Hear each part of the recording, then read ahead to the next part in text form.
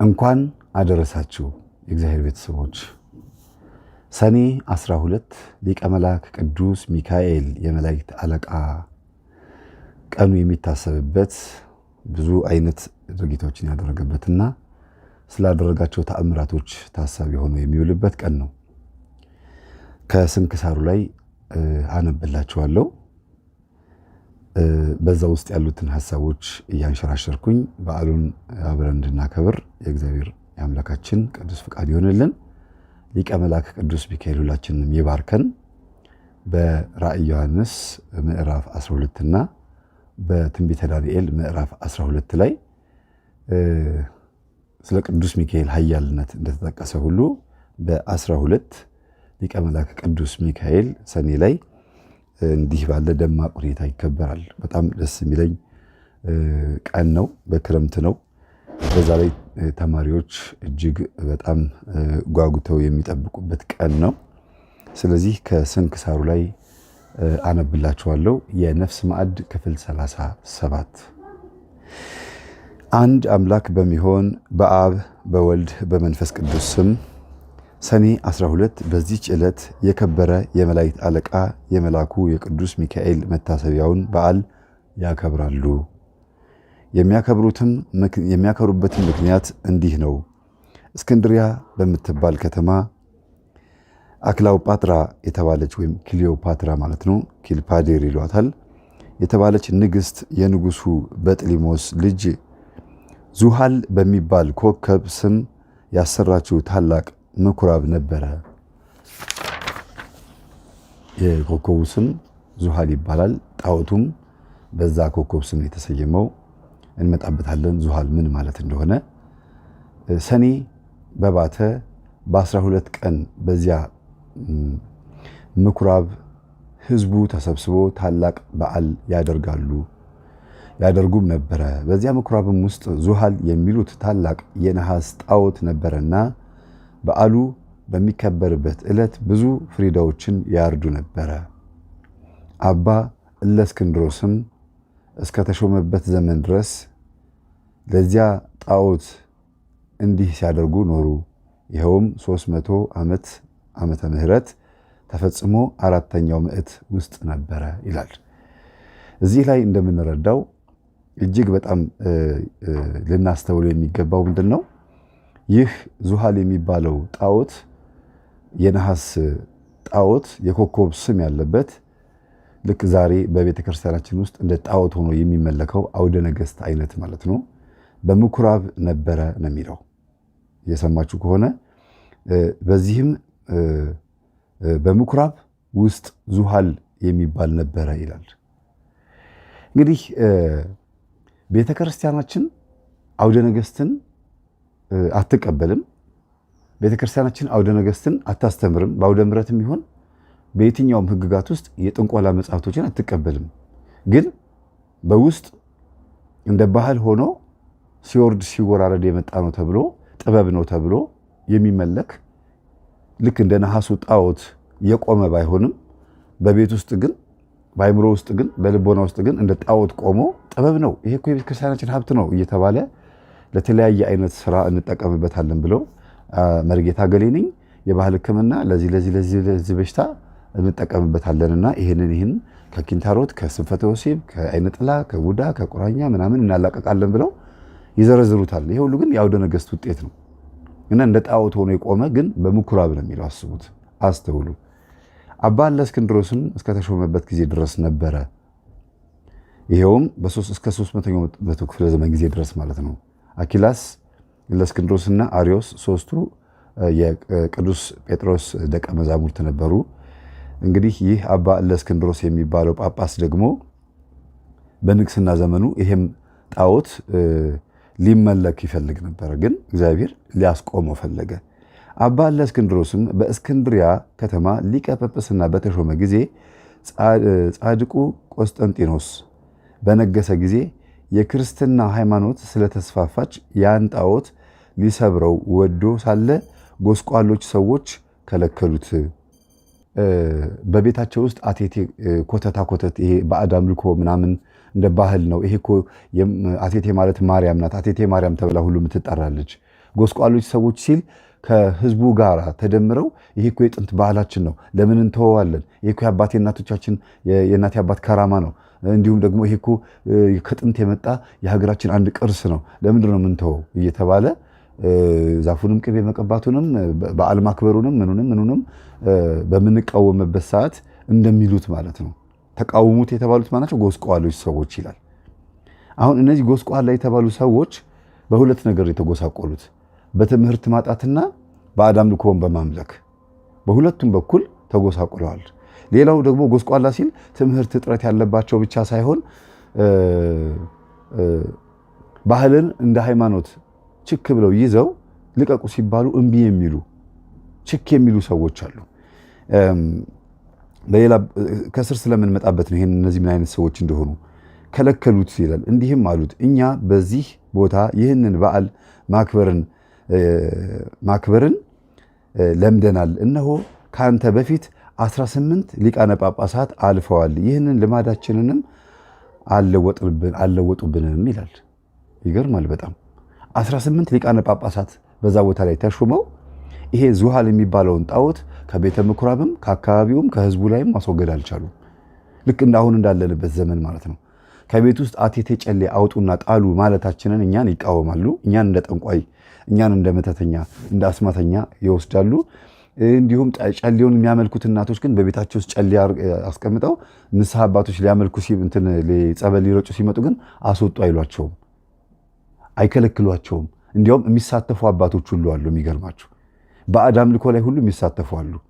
ወደ ባዕድ አምልኮ ቦታ ሁሉ ሄደው አብረው የሚያከብሩ ሁሉ አሉ። ባህሉን አብረው የሚከተሉ አስተሳሰቡን የሚከተሉ ሁሉ አሉ። በጣም የሚገርመው ነገር 18 ጳጳሳት አላስቆሙንም፣ አልከለከሉንም፣ ልማዳችንንም አላቆምንም ይላል። 19ኛ ጳጳስ ሆኖ የመጣው ቅዱስ ገብርኤል ከሱ ጋር ቅዱስ ሚካኤል ከሱ ጋር ሆኖ የመጣው ይሄ ጳጳስ ግን እለእስክንድሮስ የተባለ ግን አይ አለ፣ በፍጹም አይሆንም፣ እኔ አላልፋችሁም። ይህ ልማዳዊ ድርጊት ብቻ አይደለም፣ መናፍስታዊ አሰራርም ጭምር ነው። ልምምዳችሁ ከመናፍስት ጋር የነበረ ነው። 18ቱም ጳጳሳት ብታስቸግሩም እኔ ግን አላልፋችሁም፣ የፈለገ ብታደርጉኝም እኔ ግን አልተዋችሁም፣ የምነግራችሁ ልትሰሙ ይገባል አላቸው። የህዝቡ አባባል ደግሞ የሚገርም ነው። እንዲህም አሉት ይልና እኛ በዚህ ቦታም ነው የሚለው። ይህንን ጣዖት ብቻ ሳይሆን በዚህ ቦታ የሚገርም ነው። እኔ ጸሎት አድርጉልኝ ልጄ ታሞብኛል ከሚለው ጎን ለጎን ገበያዬም ተዘግቶብኛል፣ ስንፈተ ወሲብ አለብኝም፣ እኔ እንዲህ አይነት ችግር አለብኝም ብለው ለችግሮቻቸው መፍትሄ ፍለጋ የት እንደሚመጡ ሳስበው ከዚህ ጋር ተመሳሳይ ነው የሚሆንብኝ። እንደ ጣዖት ነው የሚሆንብኝ። ቤተ ምኩራብ ነው የሚለው እና ሊቀ መላእክት ቅዱስ ሚካኤል በዚህ ቀን ያደረገውን ተአምር እንድንሰማም የተፈለገው ይህንን የሚያክል ነገር እያዩ እንኳን አሁንም አይሰሙንም። እኛ አሁንም አውደ ነገሥቱ ቤተክርስቲያን በር ላይ ይሸጣል። አሁንም ሰንበት ተማሪዎች እያገዙኝ አይደለም። አሁንም እኔን ነው የሚቃወሙት። ቢገርማችሁ አሁንም ቤተክርስቲያን የተጎዳችበትን ነገር እየተናገርን እየገለጽን የሚደግፉትን ይደግፋሉ፣ የሚቃወሙትን ይቃወማሉ። ግን በደመ ነፍስ ልክ እንደ አባታችን እንደ እለእስክንድሮስ እኔም ልጅ ሆኜ አባታችን እንደ እለእስክንድሮስ ጣዖቱን እቃወማለሁ እንዳለ ኖ አይሆንም እንዳለ እኛም አይሆንም ስንል ኖ አንተ ማነህ ይላሉ። ደግሞ ይኸው እዚህ ጋርም አንተ ማነህ እያሉት እኮ ነው። 18 ሊቃነ ጳጳሳት መጥተው አልከለከሉንም። እንዲሁም አጻጻፉ የጨዋ አጻጻፍ ስለሆነ ነው እንጂ ይሄኔ በዛ ቦታ ላይ ካሜራ ቢኖር ህዝቡ ምን እንደተናገረ የሆነ ሪከርደር ቢኖር እንዴት ይጮሁበት እንደነበር አስቡ። ይህ አባት ላይ 18 ሊቃነ ጳጳሳት መጥተው ያልከለከሉን አንተ ማነህ እኮ ነው ቋንቋ አማርኛው። እንዴት አንተ ትከለክለናለህ? አልተቃወሙንም። ምን ስለሆንክ ነው? የትኛውን አስተምህሮ አመጣህብን? ልክ አዲስ የሆነ አስተምህሮ እንዳመጣ አስመስለው ነው። እለእስክንድሮስ ምን አይነት ትምህርት አመጣ? 18ቱ ጳጳሳት ምን አይነት ትምህርት ነው የነበራቸው? ምን አይነት አስተምህሮ፣ ምን አይነት ዕውቀት ነው የነበራቸው? ይሄ 19ኛው እለእስክንድሮስ ምን አይነት ዕውቀት ነው የነበረው? ለምንድን ነው አባታችን እለእስክንድሮስ የተቃወመው እነዚህ ያልተቃወሙት ብላችሁ ስታዩት ሁለቱም የአንድ ቤተክርስቲያን ጳጳሳት ናቸው። እነዚህም ህዝቦች ይህንን ነው የተረዱት። ምክንያቱም ልክ ናቸው። አንተ ማን ስለሆንክ ነው ሲሉት እኮ ትክክል ናቸው። በእርግጥም ደስ የሚለው ነገር ደግሞ አባ እለእስክንድሮስ ግን ገሰጻቸው ይላል። አስተማራቸውም፣ ስህተታቸውንም በመግለጥ እንዲህ ብሎ አስተማራቸው። ይኸውላችሁ ዝም ብሎ አይደለም የገሰጻቸው፣ ዝም ብሎ አይደለም ያስተማራቸው፣ ስህተታቸውን ገለጠው ነው የሚለው። ምንድን ነው መግለጥ? በመጽሐፍ ቅዱስ ውስጥ ቆሮንቶስ መልእክት ላይ ቅዱስ ጳውሎስ ምን አለ? ከክርስቶስ በተማረው ትምህርት እኔ በሰው አልተሾምኩም ያለው እግዚአብሔር ራሱን ሾሞኛል ለአሕዛብ ሾሞኛል እንዳለ ሁሉ ጣዖታት እንዴት ሰዎችን እንደሚጎዱና ሰዎች ጣዖታትን እንዴት እንደሚያመልኩ ገልጧል። ከዛ በኋላ ደግሞ ምን አለ በቆሮንቶስ መልእክቱ ላይ ለአንዱ መናፍስትን የማስወጣት ለአንዱ ደግሞ መናፍስትን የመግለጥ ስራዎቻቸውን የመገላለጥ ጸጋ ይሰጠዋል ያለው ገለጠው ነው የሚለው ለእስክንድሮስ አባታችን በረከቱ ይደርብን። ልክ እንደሱ የመናፍስትን ሴራ ዝርዝር አገር ገልጠን የምናሳይበትን እውቀት ይስጠን ለሁላችንም። ይኸውላችሁ በመግለጥ ነው የሚለው ስህተታቸውን በመግለጥ ምንድን ነው ስህተታቸው? ቦታው የኛ ነው። ሁለተኛ ነገር ደግሞ ጣዖቱም የሚመለክ ነው ይገባዋል። ያ ሁሉ ከብት ያ ሁሉ እርድ ሊፈጸምለት ይገባል ነው የሚሉት። በአዲስ ኪዳን ውስጥ እኮ ነው፣ በዓመተ ምሕረት ውስጥ እኮ ነው። የሚገርም ነው። በጣም የሚገርም እኮ ነው ቤተሰቦቼ። አባ እለእስክንድሮስ አስተማራቸው። ይህም ጣዖት የማይጎዳና የማይጠቅም ነው። አይጎዳም አይጠቅምም ማለት ነው። እነሱ እንዲመለሱ አይዟቸው አትምጡ። እኔ ለምሳሌ ቅርብ ጊዜ አስታውሳለሁ። እዚሁ ነው እዚሁ ካራ አካባቢ ላይ ነው። አንድ እናት እንደው ልጄ እንደው አሁን ማውራው ሊሰማኝ ይሆን መንፈሱ አሉኝ። እስቲ በአብ በወልድ በመንፈስ ቅዱስ ስም አማትቡ አልኳቸው። በስልክ ነው። በስመ አብ ወወልድ ወመንፈስ ቅዱስ አሐዱ አምላክ አሉ። እንዳትሰማኝ ጆሮ ይደፈን በሉት አልኳቸው። በቃ ሌላ ምን ልበል? እምነት ነው አይደለ? ያመነ ይሆንለታል፣ ብታምን ይሆንልሃል ነው የሚለው ማርቆስ ወንጌል ላይ የተናገረው ይሄንን ነው። ስለዚህ እንዳትሰማኝ ጆሮ ይደፈን በሉት አልኳቸው። እኔም ማውራውን የማስበውንም ጭምር እንዳትሰማ በሉት አልኳቸው። አሉት። በሉ አሁን አውሩ አልኳቸው። እውነትህን ነው ልጅ አሉኝ። አዎ አልኳቸው። እኔ አይደለሁም እኔ ነገርኳቸው፣ ስለ እምነት ነገርኳቸው። እሳቸው ግን አመኑ። የሚገርማችሁ የእውነት መንፈሱ ሲጮህ ልክ ይሄንን ከተናገረችበት ቀን ጀምሮ ጆሮአችን ጭው አለብን ያለው መንፈሱ። አምናለሁ አሉ። እንዳትሰማኝ ካሁን በኋላ እኔም እንዳልሰማህ ካሁን በኋላ ተማምለናል ነው ያሉት። ልክ ጸሎት ቦታ ላይ ሲንበርከኩ እኔንም እንዳትሰማኝ እኔ አንተን አልሰማህም እኔ የምናገረውን እንዳትሰማ ብለው ነው የዘጉበት። ስለዚህ አይጎዳም ብዬ ነገርኳቸው ለእኚህ እናት። ጨሌውን በሚያመልኩበት ሰዓት የነበረውን ምትሃቱን ያውቁታል። እንዴት አድርጎ ጎረቤት ያጠቃላቸው እንደነበረ ሲናገሩ ሲያስፈራ ብታዩ። በእውነት ቡና አፍልተው የኔ ጠቋር እባክህናና እንዲህ አድርግልኝ ምናምን ብለው ሲናገሩት በትክክል ሄዶ ነበር የሚመታው። እና እኚህ እናት እንደው ልጄ አሁን ብጥለው ልጆቼ ሊነካብኝ ይሆን? አይነካም፣ ግን ልጆቹን መጀመሪያ ከኔ ጋር ይገናኙ ላስተምራቸው ልንገራቸው አልኳቸው። 3 ነበሩ ልጆቻቸው። ደስ የሚል ነገር ነው። እሺ ያሉኝ። እናታችሁ ሊቆርቡ ይፈልጋሉ። እሳቸው ጨሌ ሲጥሉ እናንተ ጋር እንዳይመጣ ሁላችሁም ንስሐ ገብታችሁ አንድ ላይ ቤታችሁን ጸበል አስረጩ፣ መንፈሱም ይመታ አልኳቸው። እሺ ያሉኝ። ያው ይፈራሉ። ያመልኩ ነበር። እናትየዋ በሰፈርም ይታወቁ ነበሩ። እጅግ ደግሞ አንድ አይናቸው ነው የሚኳሉት የሚገርማችሁ። እና ደግሞ ከዛም አልፎ ደግሞ ይቅርታ እንግዲህ ለምናገረው ንግግር ቅር እንዳይላችሁ፣ በተለይ በኦሮሚያ ክልል ያላችሁ ሰው ግብፅ ውስጥ የኦሮሚያ ባህል ያላቸው የግብፃውያንና የኢትዮጵያውያን የኦሮሚያ እንትን ባህል ያላቸው ሰዎች አሉና አንድ አይናቸው ነው የሚኳሉት የሚገርማችሁ። ሆረስ ምልክት እና እንትን ይሄ በትራ እየያዛቸው የገዳ ስርዓታቸው እዚህ ጋር የሚያደርጉት ምናምን አንድ አይነት ነው እና አንድ አይናቸው ነው የሚኳሉት። ተመሳሳይ የሆነ አካሄድ ነው እዚህ ጋርም ሴትዮዋ ጋር ያለው። ኩል ሲኳሉ አንድ አይናቸውን የሚኳሉት እንዲቻርገው ወደ ላይ ያደርጓታል፣ ከስር ደግሞ እንዲቻርገው የሆረሱ ምልክት ነው የሚያደርጉት። ግን የሚገርማቸው አልተማሩም። ይህ ሴትዮ ምንም አይነት ትምህርት የለም። ልክ ሆረሱን እንግዲህ እኛ ዛሬ የሰይጣን ማህበርተኞች የሆረሱን አርማ ሲያሳዩን ዘመናዊ ይመስለናል አይደል? ግን ከጥንቱ የመጣ ነው። ተመሳሳይነት አለው። ከዚህኛው አይናቸው እየተነሳ እየሄደ ነው የሚወጋው። ሲታመሙም ሴትዮዋ ቀኝ ፓርታቸው ነው የታመሙት። እግራቸው ቀኝ እግራቸው ቀኝ ጎናቸው፣ ኩላሊታቸው አንደኛ ኩላሊታቸውን ፌል አድርጎ ወጥቷል። ቀኝ ኩላሊታቸው፣ ቀኝ እጃቸውም አይሰራም፣ ቀኝ ጆሮአቸው አይሰማም። ይሄ ቀኝ ፓርታቸው በሙሉ ተይዟል ማለት ነው። በዚህ ምክንያት ነው ከኔ ጋር የደወሉትና ቁጭ ብሎ ሲያዳምጡ የተነጋገር ነውና አይጎዳም፣ አይነካዎትም፣ እርስዎ ንስሐ ግቡ፣ ጨሌውን አብረን ሄደን እንጥለዋለን ያልኳቸው።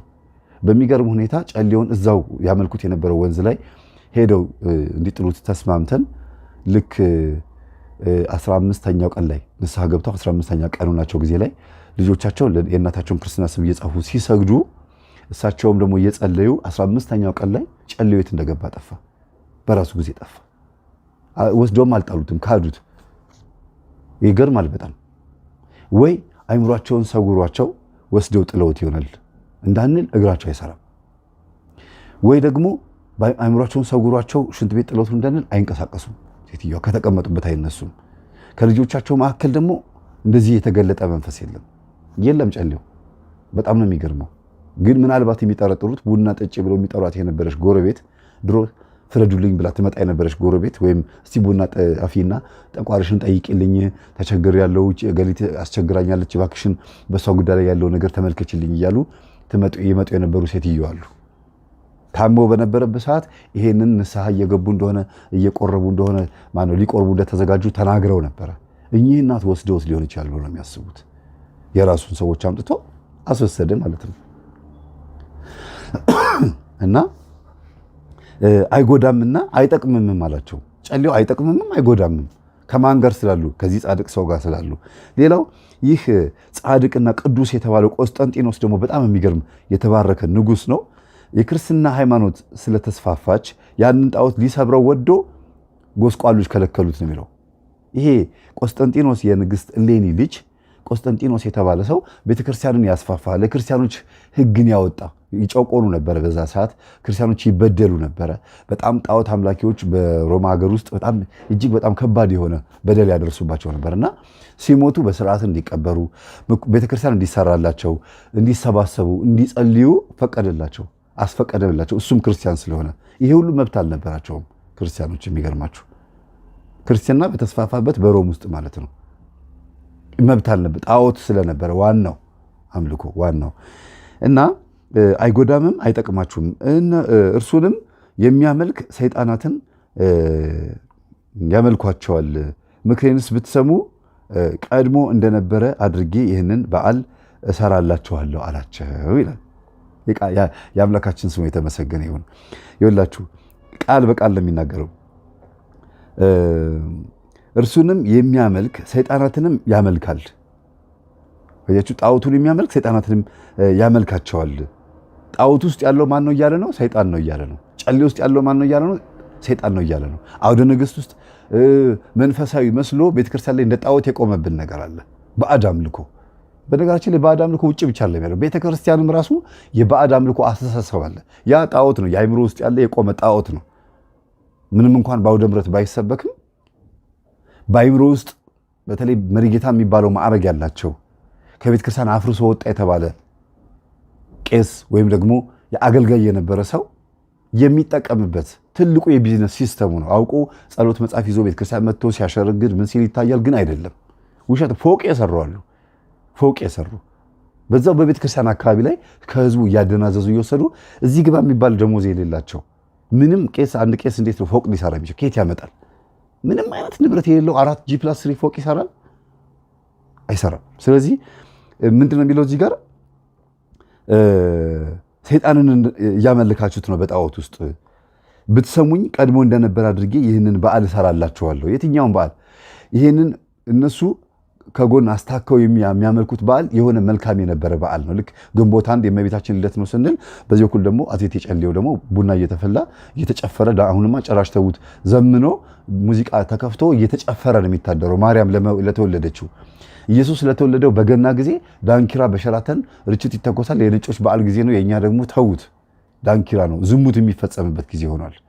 በዓሉን እንደነበር አድርጌ ጥሩ አድርጌ እሰራላቸዋለሁ የሚለው ይሄን ነው። የሚያድሱልን አባቶች ያስፈልጉናል። ቤተሰቦቼ በዓሉን እንደነበር አድርገው የሚሰሩልን ያስፈልጉናል። እኔ በጣም የሚገርመኝ ነገር መስቀል በዓል ሲከበር ጉራጌ ወደ ሀገሩ ሄዶ መስቀል በዓልን ያከብራል ይባላል። ጥሩ ነው። ግን መስቀል በዓል ብቻ ነው የሚከበረው? እነ ሚየት እነ አርሜት እነ ቦዣ እነ ኢኒናስ እነዚህ ሁሉ አይመለኩም? ሄደው ጎን ለጎን ይሄንን አሳድሶ የሚመጣ የለም? ለሱቁ ለምናምኑ በሁሉም ክልል እኮ ነው። እንደገና በኦሮሚያ ክልልም ደግሞ ብትሄዱ እንደዚሁ በደብረ ዘይት በሬቻ በመስከረሙም በምኑም በበዓላቱም የሚከበር አለ እና ክብር ብለው ሄደው ደግሞ ያከብራሉ። ሄደው ያፈሱለታል። አረቅ ያፈሳሉ፣ ሳር ይጎዘጉዛሉ፣ ቅቤ ይቀባሉ። እኔ ማንንም ብሔር አልምርም። በዛም ደግሞ ብትሄዱ በትግራይ ክልል ብትሄዱ ልክ እንደዚሁ ቤተክርስቲያን በሚመስል መልኩ ደግሞ የሚከበር በዓል አለ። በአማራውም ልክ እንደዚሁ፣ በደቡብም እንደዚሁ፣ በጋምቤላውም በኮንሶውም በምኑም ልክ ቤተክርስቲያናችን በማትደግፈው ግን የቤተክርስቲያንን በዓል ተንተርሶ ጥምቀትን ተንተርሶ አብሮ የሚመለክ ጣዖት ግን ህዝቡ ልማድ አድርጎ የያዘው ጣዖት አለ። በጣም ከባድ ልንንደው ማንችለው ከባድ የሆነ የሚመስል ግን የማይጠቅም ግን ደግሞ ልማድ ሆኖ የመጣ የማይጎዳ ብንተወው የማይጎዳ ማለት ነው። ክጅሃለሁ ንቄሃለሁ ብንለው የሚቀር መሰረት እንደገና አድርጌ አስተካክልላቸዋለሁ አለ። እንዲህ የሚያደርጉ አባቶች ያምጣልን። ግን ይሄ የሚሆነው እንዴት ነው? ሲያውቁት ነዋ። አባቶች ካላወቁት 18ቱ ሊቃነ ጳጳሳት መጥተው ነበረ፣ አላወቁትም። ወይም አውቀውት ከሆነ አብረው አምልከዋል ማለት ነው። አብረው ይሄን ነገር ቼክ አድርገዋል ማለት ነው። እነዛ ሊቃነ ጳጳሳቶች ግን ቢያልፉትም ይህ አባት ግን ሊያልፉ አልቻለም። ሊያስተካክል ነው የፈለገው። ላስተካክል ብሎ ሲመጣ ግን አንተ ማነህ ተባለ። አሁን ስሙኝ ብሎ በድፍረት በአባትነቱ እየተናገረ ነው።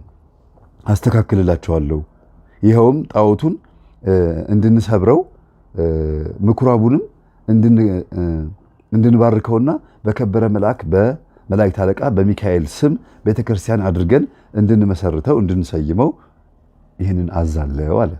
የአምላካችን ስም የተመሰገነ ይሁን። አስቡት። እኔ እዚህ አስታውሳለሁ የዛሬ ስንት ዓመት ነው ፊልድልፊያ የሚባል ጎተራ ጋር ቸርች አለ አይደለም? እስቲ እዛ አካባቢ ያላችሁ ሰዎች ቼክ አድርጉና ገባሁኝ። ፊልድልፊያ ይባላል። ታውቁታላችሁ አይደለም? ጎተራ ጋር ዮሴፍ ቤተክርስቲያን በስተጀርባ በኩል ወይም ደግሞ የባሃይዝም በሃሁላ እምነት መቃብር አካባቢ ማለት ነው። የባሃዎች መቃብር እዛ አካባቢ አለ እና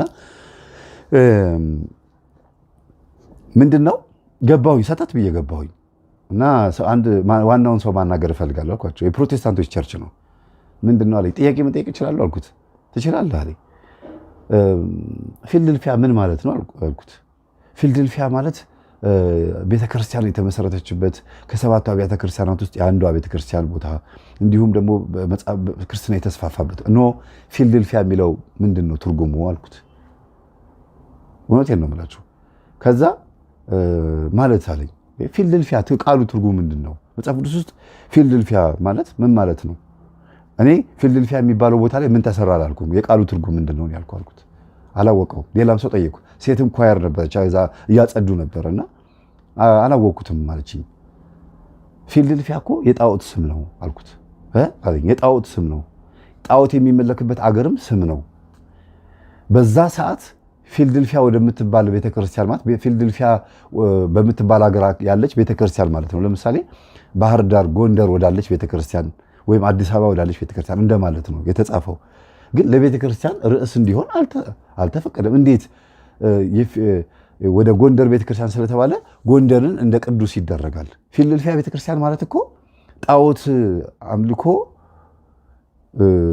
ይመለክበት የነበረበት ዘመን ላይ የነበረ የጣዖት አምልኮ ስም ያለ ልክ አባዶ ብለን እንደምንጠራ አባ አዶ ተብሎ አሁን አባዶ መድኃኔዓለም ሲባል ያው በጣም ይፈራዋለሁ። ምክንያቱም ተናግሬያለሁ ሄጄ ለአንድ ዲያቆንና በፊት ለነበሩት አስተዳዳሪ ነግሬያቸዋለሁ። እንደዚሁ የት እንደሆነ አሁን የካ ምን ማለት ነው የስሙ ትርጉም፣ ሳሪስ ምን ማለት ነው የስሙ ትርጉም። እንዲሁም ሌሎች አገሮች ላይ ብትሄዱ የስሞቹ ትርጉም ምን እንደሆነ ሳይታወቅ ለታቦቱ ይሰጠዋል። የሆነ የሀገሩ ስም ተጽዕኖ የሚፈጥር ሆኖ ከባዕድ አምልኮም አንጻር እየተጠራም ሊሆን ይችላል። ተጽዕኖ ፈጣሪ ስም ሆኖ ግን ለታቦቱ የሚሰጥበት ጊዜ አለ። ያ የአባቶች ስህተት ነው እንጂ ትክክል መሆን የለበትም። ተክለ ሃይማኖት ሆነ ገብረ መንፈስ ቅዱስም ሆነ ቅዱስ ሚካኤልም ሆነ ግን የቅዱሳን አባቶች በዛ አካባቢ በዛ ሰፈር ላይ ስለተመሰረተ ብቻ እንደዛ ተብሎ ሲጠራ ጉዳት ነው የሚያመጣው። እኔ አንድ ጊዜ አስታውሳለሁ እስረኛው ሚካኤል ወይም ደግሞ ከርቸሌ ሚካኤል ተብሎ እንደዚህ ሲጠራ ምን ማለት ነው እስረኛው ሚካኤል ታስሮ ነበር እንዴ ምናምን ብለው የጠየቁኝ ልጆች አሉ፣ ማስተምራቸው ህጻናቶች። እና ስሙ ተጽዕኖ አለው፣ ከባድ ነው። አሁንም ወደዚህ ስንመጣ ፊልድልፊያ የጣዖት አምልኮ ነው። ከዛ ነገርኳቸውና አሁን እንደው ሚካኤል ገብርኤል ምን ማለት ነው አልኳቸው። አናውቀውም አሉ። እና እኔ ኦርቶዶክስ ነኝ በቅንነት ከሰማችሁኝ ተናግሬ ብቻ ልሂድ አልኳቸው። ችግር የለውም እኛ ተመችቶናል ንግግር አሉኝ። ሚካኤል ማለት ማን እንደ እግዚአብሔር ማለት ነው። ገብርኤል ማለት ደግሞ መልእክተኛ፣ መልእክት ከእግዚአብሔር የሚያመጣ ገባሪ ተአምር። ገብር ማለት የሚሰራ ማለት ነው። ኤል ደግሞ እግዚአብሔር ነው። ኤል እግዚአብሔር እንደሆነ ታውቁታላችሁ። በየትኛውም መጽሐፍት ላይ ኤል አለበት። ስለዚህ ይሄኛው ይሻላል ወይስ ፊልድልፊያ ይሻላል? እግዚአብሔር አማኑኤል ብትለው ምን አለበት? ምን ችግር አለው? በእናንተ ቤት አሁን መረቃቃችሁ ነው፣ ከኛ መሸሻችሁ ነው። ኤፍቢአይ የሚባል አለ። ምንድነው ደግሞ የሆነ ቸርች ደግሞ አለ ሲቲ ኦፍ ሪፊውጂ የመማፀኛ ከተማ ብሎ ደግሞ እዚህ ጋር የሆኑ ስሞች የሚሰጧቸው ስሞች አሉ። በጣም የሚያስቁ ስሞች ማለት ነው። ለቸርቾቻቸው የሚሰጡት ስም በፍጹም የማይገናኝ ማለት ነው።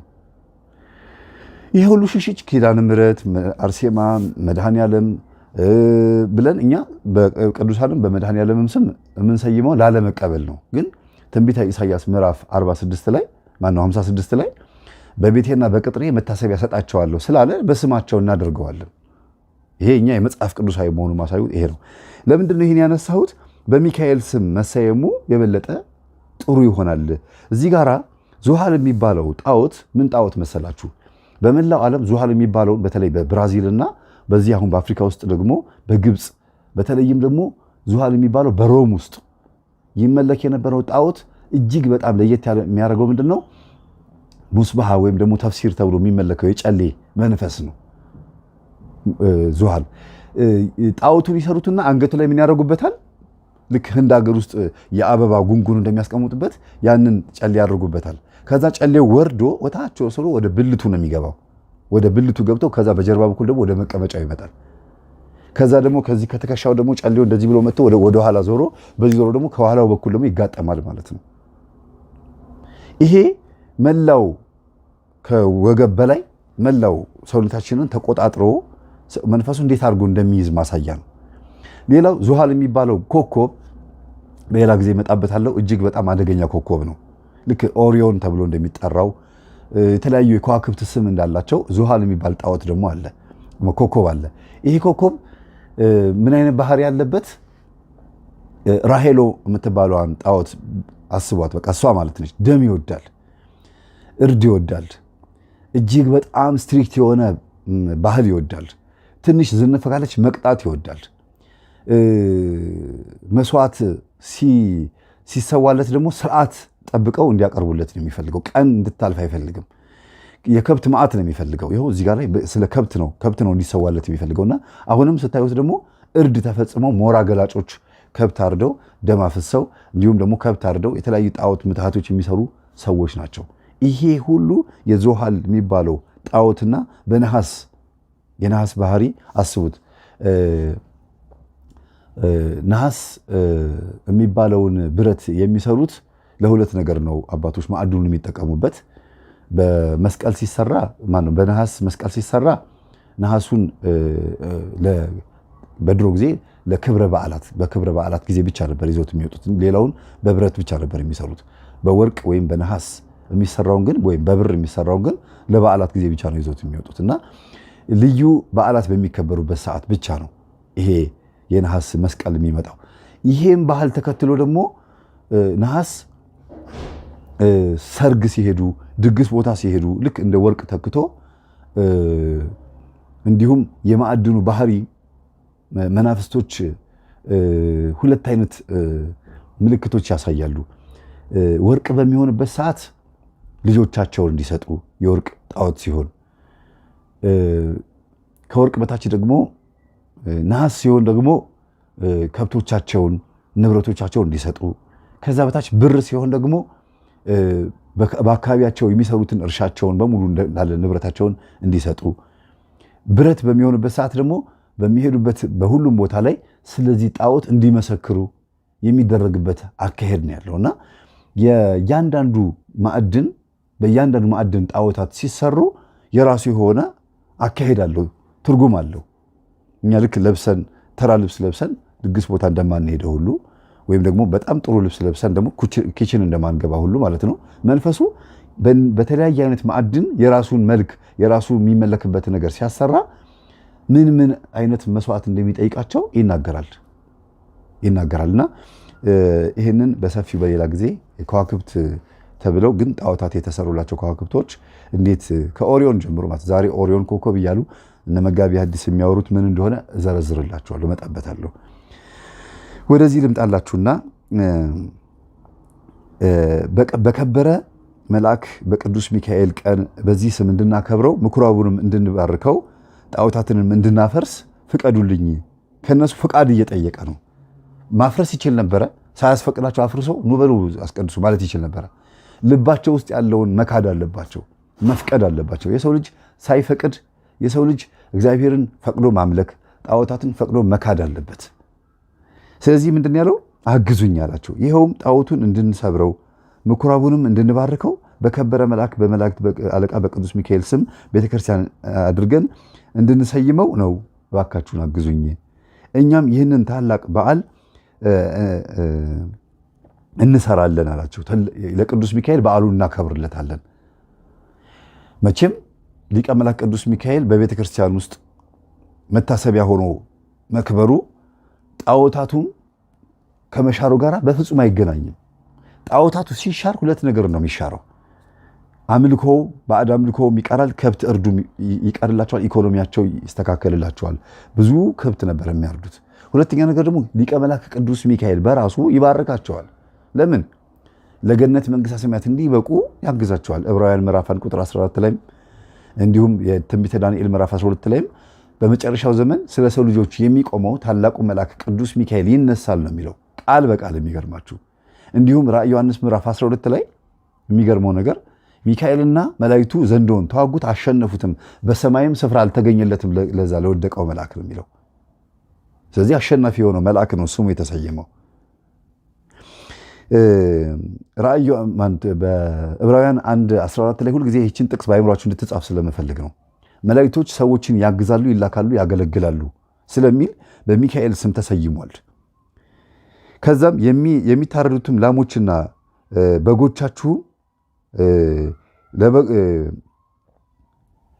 በጎ አድራጎትና ለጦም አዳሪዎችም ለችግረኞችም አድርጉት፣ በከበረ መልአክ ስምም ምግብ ይሁኑ። በከበረ መልአክ ስም ምግብ ይሁኑ። አሁን የመጡት ማለት የምታደርጓቸው ነገሮች ይስተካከሉላችኋል። ከዛም ደግሞ እርሱም በእግዚአብሔር ዘንድ ባለሟልነትን ያለው ስለሆነ ስለኛም ይማልድናልና በረከቱ ይደርብን። ይህንንም ብሎ በዚህ በጎ ምክር አስወደዳቸው፣ እነርሱም ታዘዙት ይላል። ይህ ቅዱስ አባት ሳይፈራቸው ሳይደነግጥ ሳያፍራቸው በትክክል ስለተናገረ ሊቀ መላእክት ቅዱስ ሚካኤልም በዚህ አባት ላይ ስላደረ መንፈስ ቅዱስ በሰዎቹ ላይ መጥቶ እሺ እንዲሉ አደረጋቸው፣ ባረካቸው ነው። እሺ አሉት፣ ታዘዙት ይላል። በፊት ለምን አልታዘዙም? የመከራቸው አልነበረም። የመከራቸው ቢኖርም እንኳን አልታዘዙም። ለምን? ኃይል አልነበረም። ወይም ከነዛ አባቶች የወጣ ወይም ደግሞ እነዚህ ሰዎች በነዛ አባቶች አልተመከሩም ወይ አብረው ተሳትፈዋል ማለት ነው። ወይ ደግሞ እነዚህ አባቶች ገንዘብ ላይና ጊዜያዊ ነገር ላይ ትኩረት ያደረጉት ማለት ነው። ምንም ጉዳይ ብለው አልሰጡትም ማለት ነው። ለዚህ ነው በእያንዳንዱ ቤት ውስጥ የሚመለከውን ለማስወገድ ስራዬ ብዬ የሙሉ ጊዜን ሰጥቼ ሌላውን ስራ ትቼ ዓለማዊ ስራ እኮ መስራት ይችላሉ። የሙሉ ጊዜን ግን እንደ ሰባኪነቴን አድርጌ ጣዖታትን ማፈራረስ ላይ ያደረኩት ይሄንን ነገርም እኔም ከአባታችን ከእለእስክንድሮስ ለመማርም ይሄንን ተግባር ለማስቀጠልም ስለምፈልግም ጭምር ነው። አባቶችም ይሄ ነው ፍላጎታቸው፣ ጣዖታትን ማፈራረስ፣ የአባቶችን የመሰረቱትን የቤተክርስቲያንን አሰራር ማጉላት፣ የተደበቀውን የመላእክትን አሰራር ማውጣት። በትክክል ቅዱስ ሚካኤል ሆይ ድረስ ስትሉት ይመጣል፣ ውጣ ስትሉት ይወጣል ሰይጣኑ፣ ተያዝ ታሰር ስትሉት ይታሰራል። ይሄን ኃይል ማሳየት ለሰው። ለዚህ ነው የስዕለትና ተአምራት ብዬ በአዲስ መልኩ ስንጸልይ እግዚአብሔር እንደሚሰማን፣ ስንሳል ስዕለት ስንፈጽም እንደሚሰማን ለማሳየት ያመጣሁላችሁ እና የአባታችን የአባ እለእስክንድሮስ በረከት ይደርብን። ከዚህም በኋላ ያንን ምኩራብ አድሰው በዚህም የከበረ መልአክ የመላእክት አለቃ ሚካኤል ስም ቤተክርስቲያን አደረጉት። በዚህችም ዕለት አከበሯት፣ እርሷም የታወቀች ናት ይላል። ቤተክርስቲያኗ በጣም የታወቀች ናት በሮም ውስጥ። ከዛ ግን እስላሞችም እስከነገሱበት ዘመን ኖራ፣ ከዚያም በኋላ እስላሞች ግን አፈረሷት ይላል። አያችሁ ጊዜ ወቅት። ይሄ ምን ማለት ነው? ጻድቁና ቅዱስ ቆስጠንጢኖስ በነገሰበት ዘመን ቤተክርስቲያን ቦታ ነበራት።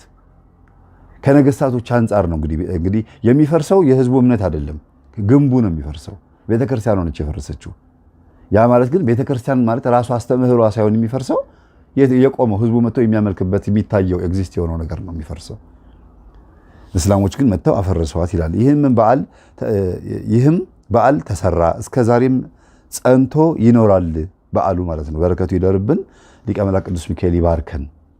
እንግዲህ ዛሬ ይህንን አብራርቼ ለእናንተ የገለጽኩላችሁ እጅግ በጣም እጅግ በጣም ልናስብበት የሚገባ እንደ ባህል የወሰድናቸው የጣዖት አምልኮዎች አሉ። በጣም ከባድ የሆኑ የጣዖት አምልኮዎች አሉ። አንደኛ ልማዳዊ ድርጊቶቻችን፣ ሁለተኛ ነገር በልቦናችን ውስጥ ያቆምነው ከሃይማኖት ጋር ተሰፍቶ ያለው ግን አንድ ክሩን ብንተረትረው ሁለቱ ሊለያይ የሚችል አንድ የሆነ ክር አሰፋፍ ዘዴ አለ። እንሰፋውና አንዱን ክር ስንመዘው ትርትር ይላል አይደለም? በዛ አይነት አሰፋፍ ሲስተም ነው ባዕድ አምልኮ ከሃይማኖት ጋር መጥቶ የተጣበቀ። የተሰፋበትን ግን ብንተረትረው ይላቀቃል። መቼም ቢሆን የተጋጠመ አይደለም። ለማጋጠም ይሞክራል ዲያብሎስ አውቆ። ውጪ ሲያስመልክ ቆየና እንደምንም ብሎ ሰርስሮ ገባና በአውደ ነገሥት በኩል ቤተክርስቲያን ውስጥ ገባ። የሚባርኩ አባቶችን በዚህ በኩል ቅጠል አስያዛቸው። የሚባርኩ አባቶችን በጭንቅላታቸው ውስጥ አውደ ነገሥቱን አሸመደዳቸው። መልካ ሳጥናኤልን አሸመደዳቸው። ይሄ ነው የቆመ ጣዖት ማለት በአዲስ ኪዳን ውስጥ የአስተሳሰብ ጣዖት፣ ያልፈረሰ አስተሳሰብ፣ አመለካከት። ሰንበት ተማሪዎች መዝመት ያለባቸው በዚህ ላይ ነው። ዲያቆናትም መምህራንም መዝመት ያለባቸው በዚህ ጣዖት ላይ ነው። አይታይም ግን አለ፣ አንሰማውም ግን በውስጥ በኩል ስራውን ይሰራል። አናዳምጠውም፣ አናየውም፣ አንመለከተውም ግን ስራውን እየሰራ ነው። በይፋ እነሱ ድብትርናቸውን እየተናገሩ እንዲህ እናደርጋለን እያሉ ያልተቃወሟቸው እያወቋቸው ደብተራ መሆናቸው፣ ሌባ አጭበርባሪዎች መሆናቸው፣ ገንዘብ ላይም ከሴት ጋር በተገናኘም ከማንኛውም አይነት የዝሙት ስራ ጋር ከጥንቆላ ጋር በተገናኘ ማን እንደሆኑ እየታወቀ እነሱን ሳያባርሩ እኛ የምናስተምረው ግን ቦታ የለንም በቤተ ክርስቲያን ውስጥ። እኛ የምናስተምረው ግን በቤተ ክርስቲያን ውስጥ ምንም እንትን አይደለም። ለምን ሲባል በአስተሳሰብ ጣዖት ሆኖ ቆሟል። ጣዖት ሆኖ ቆሟል በቤተ ክርስቲያን፣ በአይምሯቸው ውስጥ ቤተ ክርስቲያን ላይ አይደለም፣ ታቦቱ ጋር አይደለም፣ ወንጌሉ አስተምሮ ላይ አይደለም፣ በሰዎቹ ላይ በሰዎቹ አስተሳሰብ ውስጥ ጣዖት ሆኖ ቆሟል። ያ ባዕድ አምልኮ ማለት ነው። እና ጨሌ የሚያመልክ ብቻ አይደለም ባዕድ አምልኮ የሚያመልከው፣ ሄዶ ፈረቀሳ ወይም ሬቻ ወይም ደግሞ የሆነ ቦታ ሄዶ ወይም ደግሞ ፈጫሳ የሚያደርግ ብቻ አይደለም ባዕድ አምልኮ የሚያመልከው። ባዕድ የሆነ አስተሳሰብ ያላቸው አሉ። በጣም መጥፎ የሆነ አስተሳሰብ ያላቸው ሰዎች አሉ። ያ ጣዖት ነው። ያንን እናፍርሰው። ሊቀ መላእክት ቅዱስ ሚካኤልን በውስጣችን እናንግሰው። ለምን? ክርስቶስን መጥቶ በውስጣችን እንዲስልብን፣ የክርስቶስ ፍቅር በውስጣችን እንዲገባን ማን ያግዘናል? መላእክት ያግዙናል። እኔ ለምሳሌ አሁን ቅዱስ ሚካኤልን ና እርዳኝ ማለት ተፈቅዶልኛል፣ እናንተም ተፈቅዶላችኋል። ማንም ሰው መላእክትን ጠርቶ አስተምረኝ፣ ወንጌል እንዲገባኝ አድርገኝ ማለት ተፈቅዶለታል። ለምን? ተጽፏላ። ያግዛሉ፣ ያገለግላሉ፣ ይላካሉ ተብሏል። ከእስር አስፈታኝ ማለት እችላለሁ። ለምን? ቅዱስ ጴጥሮስን ከእስር አስፈትቶታል። ከማን ተልኮ? ከክርስቶስ ተልኮ። ራእየ ዮሐንስ ምዕራፍ 1 ላይ መጽሐፍ ቅዱስ ላይ ምን ይላል መሰላችሁ? ራእየ ዮሐንስ ምዕራፍ 1 ላይ በጣም የሚገርም ቃል አለ።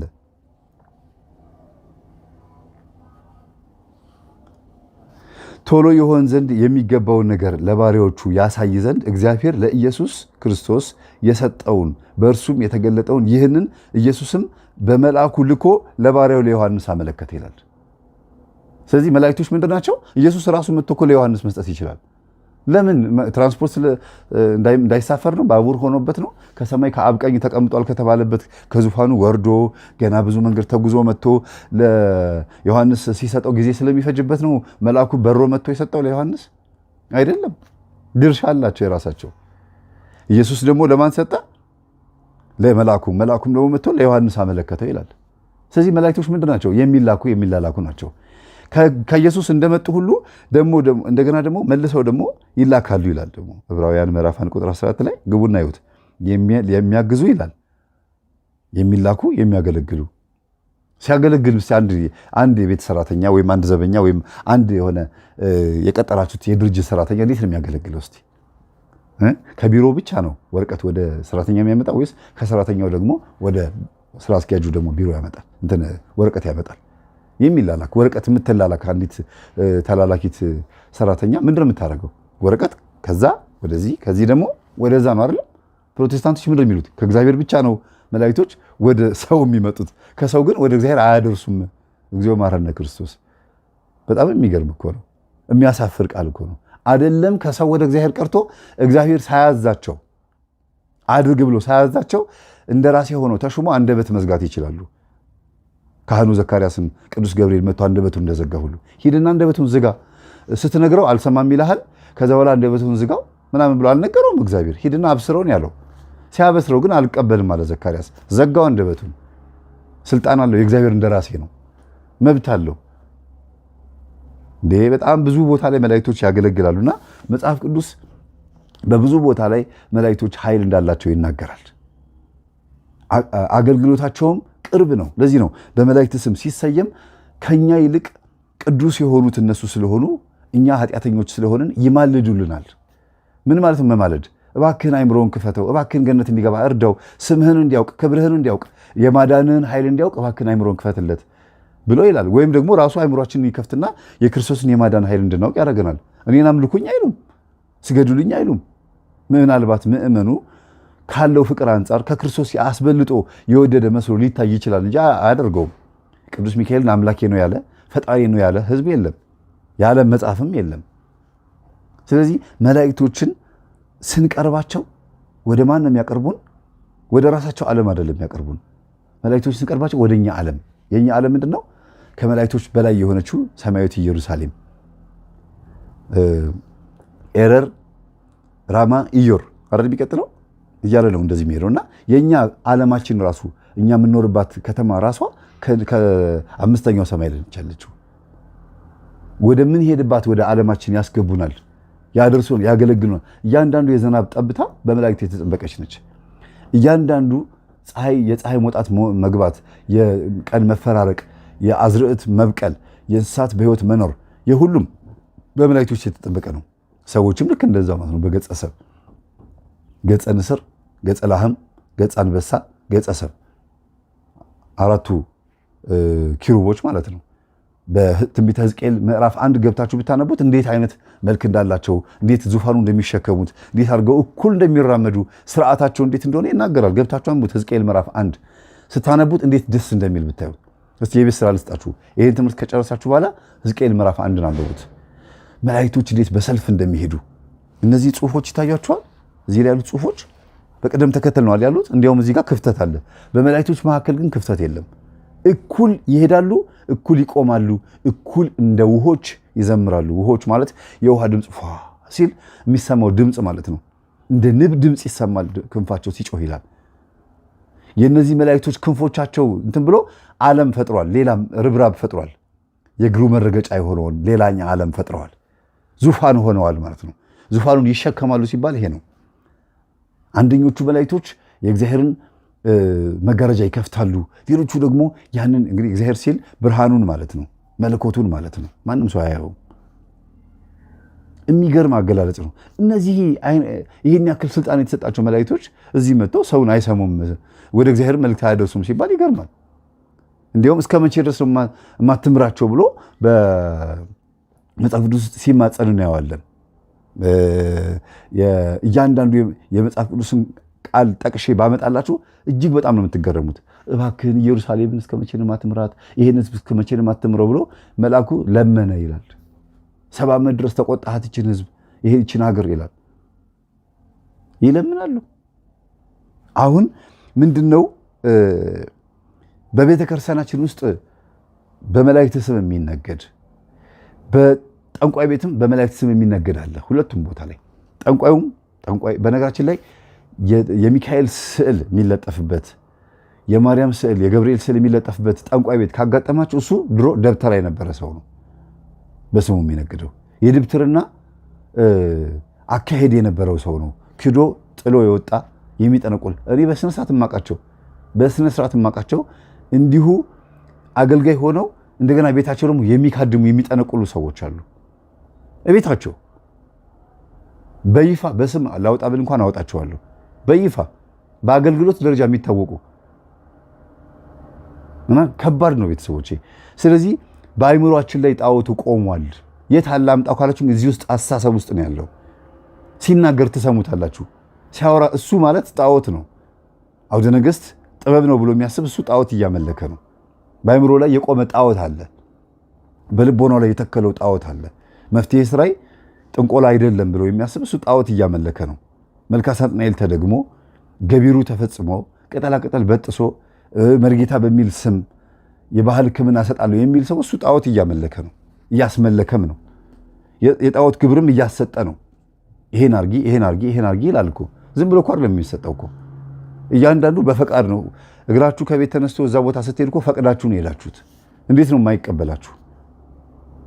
ስለዚህ ጣዖታትን አፈራርሶ አባታችን እለእስክንድሮስ የቅዱስ ሚካኤልን ታቦት እንደተከለ ሁሉ እኛም ልቦና ውስጥ ደግሞ ቅዱሳን አባቶቻችንና ሊቀ መላእክት ቅዱስ ሚካኤል የክርስቶስን ፍቅር ይትከልልን፣ የክርስቶስን ኃይል የማዳን ስራውን ይትከልልን፣ ለገነት መንግስተ ሰማያት የሚያበቃ መለኮታዊ ትምህርትም ሆነ መለኮታዊ ፍቅር በውስጣችን ያሳድርብን። አንድ እናት እንደው ልጄ እባክህን እንደው እግዚአብሔር ይሰማኛውን ስጸልይ ይሰማኛል አሉኝ። ምን ነው አልኳቸው። ብዙ ግፍ ሰርቻለሁ አሉኝ። ንስሐ ግቡ፣ ከዛ በኋላ ይሰማዎታል። ኔትወርኩን ይክፈቱ። ሲም ካርድ ሲጠፋቦት፣ ስልኮ ሲሰረቅቦት ሄዶ ቴሌ እንደ አዲስ አይደል የሚያስወጡት አልኳቸው። አዎ ቁጥሩ ራሱ ነው አልኳቸው። አዎ ሲም ካርዱ እቃው ግን ይለያያል። አዎ በቃ እንደዛ ነው ክርስትና ንስሐ አልኳቸው። እውነትህን ነው አሉኝ። ከዛ ገርሟቸው ሄጄ አሁን ንስሐ ብገባ እንደ አዲስ ይቀበለኛል አሉኝ። እንደ አዲስ ይቀበሉታል አልኳቸው።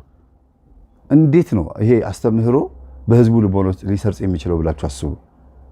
ቤተክርስቲያን ሲመጡ እግዚአብሔር ይቅር አይለኝም ብለው እስከ ማሰብ ቤተክርስቲያን እኮ ነው የሚመላለሱት። ይቅር አይለኝም ብለው የሚያስቡ ናቸው። ለምን ሲባል አባቶች በራሳቸው የዚህ ነገር ተሳታፊ እንደሆኑ ነው እንግዲህ መረዳው። እኚህ እናት ይሄን የተናገሩት በኋላ ላይ እንግዲህ ጸበል ርጭ ላጥምቅ ብለው እየመጡ ብዙ ነገር ብቻ በእኔ ሰበብ መጥተው ቤት ውስጥ ከጎረቤትም ያሉ ሴቶች ምናምን እንደዚህ ማህፀኔን ያመኛል ምናምን በሚሉበት ሰዓት የሚያደርጉት የሚነካኩት ነገር አለ። ከዛ አንጻር ነው እንግዲህ ከባዱ ነገር። እኚህ እናት በጣም ይቅር አይለኝም ያሉት ከምን አንጻር ነው? ተጠይፈው ወይም ደግሞ በጣም ከባድ የሆነ ኃጢአት ሰርተው ሰው ገለው አይደለም፣ ካህን ተሳድበው ነው። ካህን ናቸው፣ ግን የጎረቤት ጸበል እርጩኝ ብላ መታ እንደው አባቴ እንደዚህ ያመኛል፣ እንደው እንደዚህ ይሸቀሽቀኛል፣ እንደዚህ ይወጋኛል፣ ወደ ሽቅብ ይወጋኛል፣ ቁልቁለት እንደዚህ ይለኛል ምናምን እያሉ የሚናገሩት ነገር አለና ይሄማ በቃ እንትን ይድናል ብለው።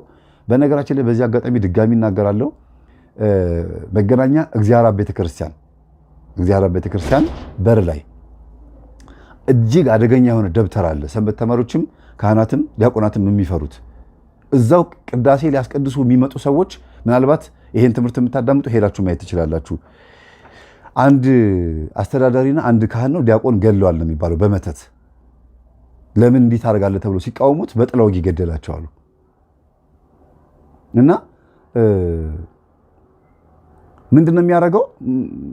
ብልታቸው ላይ ሎሚ እየከተቱ ነው የሚደግሙባቸዋሉ። በጣም ነው የሚያሳፍረው። እኔ ይህንን በቪዲዮ ለመቅረጽ ሞክሬያለሁ 2 ጊዜ ማለት ነው። ግን ዘበኞቹ እንዲሁም ደግሞ እዛ አካባቢ የሚሰሩት ደግሞ ተው አስተዳዳሪና ዲያቆንና ካህንን ብቻ እንደዚህ በጥላ ወጊ ገሏል፣ ይቅርብህ፣ እኛ በዚህ ጉዳይ ላይ የለንበትም፣ እንዲያው ዞር በል ከዚህ ብለው ነው ያባረሩኝ። በጣም ይህን ያክል ይፈሩታል ማለት ነው ሰውየውን። እዛው እግዚአብሔር ቤተክርስቲያን ፊት ለፊት ወደ ውስጥ ገባ ብሎ ነው ያለው። ብዙ ሴቶች የሚሳለሙ መስለው መጥተው በሰልፍ ነው አሉ። በሆነ አጋጣሚ በሆነ እንደዚህ ቀስ ብለው ተደብቀው ነው የሚገቡት አሉ። እና ሰውየው ማንንም አይፈራም፣ በፊት ለፊት ነው የሚያደርገው አሉ። ማንንም አይፈራም። ግን ድሮ ካህን የነበረ ሰው ነው፣ አሁን ደብተራ ነው። እና እኚህ ሰውዬም እንደዚህ ነው ያደረጉት አሉ። ሎሚ እየከተቱ እንደዚህ እያደረጉ እና በጣም ተናደው በመጥረጊያ እየደበደቡ ነው እኚህ ካህን ያባረሯቸው። ለምን እንደዚህ አደረክ ብለው ሰድበዋቸዋል። እየተከተሉ መንገድ ድረስ አጓርደዋቸዋል እኚህ ሴትዮ። እና እግዚአብሔር ይቅር አይለኝም ያሉት ይህን ስላደረጉ ነው። በአንድ በኩል ስታስቡት ሀሳባቸው ትክክል ነው። የእግዚአብሔርን ሰው ግን ደግሞ የእግዚአብሔር ሰው ነው ወይ ይሄ ሰው? ላጥምቅ ልርጭ ብሎ መጥቶ እንደዚህ ማድረጉ ተገቢ ነው ወይ? እንደዚህ ማድረግ ምን ማለት ነው? ጸበል መርጨት ድርሳኑን ደግሞ ወይም ለጸሎት ጸልዮ ህዝቡን ከማጥመቅ ባለፈ ሌላ ነገር ይሄን ማድረግ፣ እንዲህ አይነት አሰራር ያልተቀረጹ ያልታወቁ በቪዲዮ ያልወጡ በድብቅ ስንት የሚሰሩ አባቶች የሚባሉ በአባቶች ስም የሚነግሩ እያሉ እኛ በአደባባይ በእንትን ስንወጣና ስናስተምር ግን እንደ ቆሻሻ እንታያለን። በጣም የሚያሳፍረው ነገር ይሄ ነው። እና በቃ አምባገነን የሆነ ልክ መንግስት አምባገነን እንደሚሆነው እዚህ ጋርም ደግሞ ይሄ በውስጥ ያሉ ሰዎች ወይም ካህን ነኝ የሚሉ ቀሲስ ነኝ ብለው የሚያስቡ ዩቲዩብ ያላቸው ትልልቅ እንደዚህ እንደነ መምህር እንደ ቀሲስ ሳሙኤል የመሳሰሉ እንደ ኢትዮ ቤተሰብ ያሉት ልክ በቃ ቆሻሻ አድርገው አባ ሳሙኤልን ሄጄ ኢንተርቪው በማድረጌ የሆነ ቆሻሻ ነገር እንደነካቸው አድርገው እንደው ሄዶ ኮሱ ኢንተርቪው ያደረጋቸው ብሎ ሲናገር በጣም ነው ያፈርኩት። እኔ ሄጄ ኢንተርቪው ስላደረኳቸው ተጠየፈ። አይገርማችሁ? እኔ በጣም የሚገርመኝ አባታችን አቡነ ኤርሚያስ ሄጄ ኢንተርቪው ያደረኳቸው ያስተማሩኝ ቴዎሎጂ ያስተማሩኝ እንዲሁም ደግሞ የተባረኩ ነገ ፓትርያርክ የሚሆኑ ታያላችሁ። እሳቸው ፓትርያርክ ባይሆኑ ነገ ፓትርያርክ የሚሆኑ አባት ስለሆኑ ላይብረሪ በመመስረት ላግዛቸው። ያው እንግዲህ በጣም ብዙ ነገር ነው እየሰራ ያሉት በዚህ ጉዳይ ላይ ራሱ እና እኛን ሊረዱንና ሊረዱን ሊያግዙን ሲገባ ውስጥ እየነገደ ያለውን ውስጥ እየሰራ ያለውን በአእምሮ ውስጥ ጣዖት እያመለከ ያለውን አውደ ነገስቱን የሚያመልከውን እንደማዋረድ ተባብረው እኛ ላይ ዘምቶብናል። በጣም የሚገርም ነው። መነጋገር ይቻላል። ችግር ያለበት ካለ ወንድሜ ወይም ደግሞ የኔ ልጅ እንደዚህ እኮ ነገር እንደዚህ ነው ደውሎ መነጋገር። ከዛ በኋላ ዲቤት ማድረግ መከራከር ይቻላል። ማውራት መወያየት ይቻላል። እና እኔ በጣም የማዝነው በምን እንደሆነ ታውቃላችሁ ቤተሰቦቼ? በጣም የማዝነው አሁንም ቅርብ ጊዜ ድረስ ማለት ነው ቤተክርስቲያን ውስጥ ከኢንፎርሜሽን ነፃ የሆኑ አገልጋዮች አሉ። ዜና ማያዳምጡ አንድሮይድ ስልክ እንኳን የሌላቸው። አንድሮይድ ስልክ ውድ መሆኑን አይደለም ወይም ደግሞ ተች ስክሪን አለመያዝ አለመሰልጠን ማለት ሳይሆን ቢያንስ አሁን ያለውን ኢንፎርሜሽን ለመስማት ለመከታተል ኢቭን ደግሞ ስልኩም እያላቸው ተችም ስልክ እያላቸው ሁሉ ነገር ማየት እየቻሉ ሌላ ነገር የሚያዩ ምንም የማይመለከታቸው ውስጥ የሚገቡ ዘረኝነት ውስጥ ፖለቲካ ውስጥ ሌላ ነገር የሚያዩ ስንት ነገር ማወቅ የሚችሉበትን ነገር ማለት ነው። ከኢንፎርሜሽን ከማንኛውም አይነት ነገር ነፃ የሆኑ ርዕስ በማየት ብቻ የሚፈርጁ ምን እንደምንናገር እንኳን ለመስማት የሚጠየፉ ካላቸው የትምህርት ደረጃ እኛን ወርደው መስማት የሚያቀታቸው የሚሰቀጥጣቸው የሚከነክናቸው የሆነ ክህነታቸው ልባቸውን አሳብጦ አንዲት መርፌ ብቻ ብትነካቸው ቷ ብሎ የሚፈነዳ ልብ ያላቸው አንዲት መርፌ ብቻ ምንኩስናቸው አፉ ሲባሉ ወይም ደግሞ እንደዚህ በቃ አባ ሲባሉ መድረክ ሲሰጣቸው ማይክሮፎን ሲሰጣቸው እሳቸው እኮ ጥሩ ተናጋሪ ናቸው ልብን የሚያረሰርስ ትምህርት ያስተምራሉ ሲባሉ ክብር ሲሰጣቸው ላይ ይሰቀሉና ከዛ በኋላ እኛ ታች ያለነው ስንማማር ለመስማት እኮ ነው ለማዳመጥ ራሱ እንኳን አይፈልጉም። ጨርሶ 10 ደቂቃ እንኳን አይሄዱም። ጉንጭ አልፋ የሆነ ፖለቲካ እንኳን እየተደመጠ ነው። የሚገርማችሁ በጣም የሚገርም ነው። ህዝቡ ወድቋል፣ ወርዷል፣ ዘቅጧል። ይህ ሁሉ የሆነው በውስጡ ባለው አጋንንት ነው። ይህ ሁሉ የሚያቦካው የሚዋጋው መንግስት ራሱ ዘረኛ ሆኖ እንዲመጣ ያደረገው ምንድን ነው? ይህ ባዕድ አምልኮ አስተሳሰብ እኮ ነው። በብሔር በሃይማኖት በፖለቲካ መከፋፈላችን እኮ ነው። ይሄ ሁሉ ደግሞ የመናፍስት አሰራር ነው። ቆሻሻ የሆነ አመለካከት ስላለ ነው በውስጣችን። ይህንን ካላስወገድን መቼም ቢሆን በፖለቲካም በብሔርም በማንኛውም አይነት ነገር አንስማማም። በሃይማኖትም የሰላም ሚኒስቴርም ቢሆን በኢትዮጵያ ላይ ምንም አይነት ነገር አያመጣም። ሰብአዊ መብትም ይሁን ይሄን ነገር ምንም ነገር ሊያስከብሩ አይችልም። ሰው ቢታረድ፣ ሰው ቢገደል፣ መንግስትም ቢያወራ፣ ተቃዋሚ ፓርቲዎችም በዩቲዩብም የተለያዩ ሐሳቦችን ቢሰነዘሩ ሰላም የሚመጣው ሁሉም በቤቱ ሲሰግድ፣ ሁሉም በቤቱ ሲጸልይና የመናፍስትን አሰራር ሲያውቅ ብቻ ነው ብዬ ነው የማስበው። ይሄንን ካላወቅን የነጮችን ሴራም አናውቀውም። በአንድ ቀን 5 አይነት ጦርነት በ5 ሀገራት ሲካሄድ እልቂት ሲፈጽም ማንም አልሰማም እስካሁን ድረስ። ነጮች ግን ሰምተዋል፣ ዜናውን ዘግበውታል። ደጋግሜ ተናግሬያለሁ። እና ሊቀ መላእክት ቅዱስ ሚካኤል ይባርከን ይቀድሰን፣ እንደው ሰላማችን ያምጣልን። በኢትዮጵያ ላይ ብሮሽኤል የሚባለውን የሁከትና የአመፅ የብጥብጥን መንፈስ አስወግዶልን የሚካኤል አርመመ ወገብርኤል ተደመ እንደተባለ ቅዱስ ሚካኤል ታጋሽ ነው፣ ዝምተኛ ነው፣ ሰላምን የሚያሰፍን ነው። ሊቀ መላእክ ነው፣ መላከ ሰላም ነው። ስለዚህ በኢትዮጵያ ላይ ሰላማችን ያምጣልን። በሁሉም ሃይማኖት ውስጥ ያሉትን ዘረኞችን ያብርድልን። የሚበጃትን ሰው ያምጣላት ብዬ ነው የምናገረው። ስለነበረን ሰዓት ሁሉ የአምላካችን ስም የተመሰገነ ይሁን። አሚን። ወስብሐት ለእግዚአብሔር ወለወላዲቱ ድንግል ወለመስቀሉ ክቡር ለዘላለሙ አሚን።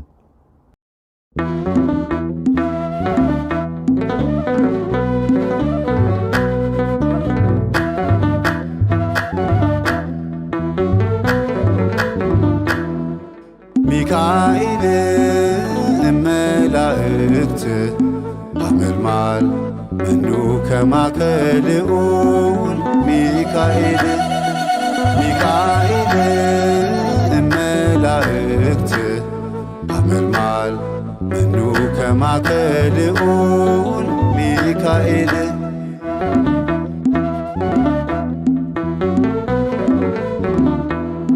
ሚካኤል መጣ በብርሃን ሊያገለግለን ሚካኤል መጣ በሰላም እንዲያለመልም ሚካኤል መጣ በጸዳሉ እልል እልል በሉ ሚካኤል እመላእክት አመልማል መኑ ከማከልኡን ሚካኤል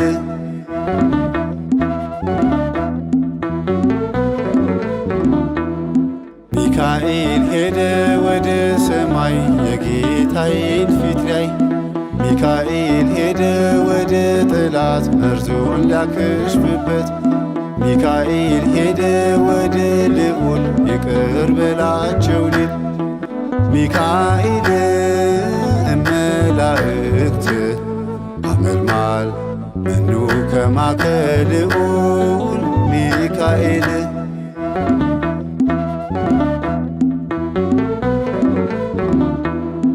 ሚካኤል ናና ተማለደን ከጌታ አስታርቀን ሚካኤል ናና ተለመነን መቅሰፍቱን አጥፋልን ሚካኤል ናና ተመልከተን እንደ አባቶቻችን ሚካኤል እመላእክት አመልማል መኑ ከማከልኡን ሚካኤል ሚካኤል እመላእክት አመልማል መኑ ከማከልኡን ሚካኤል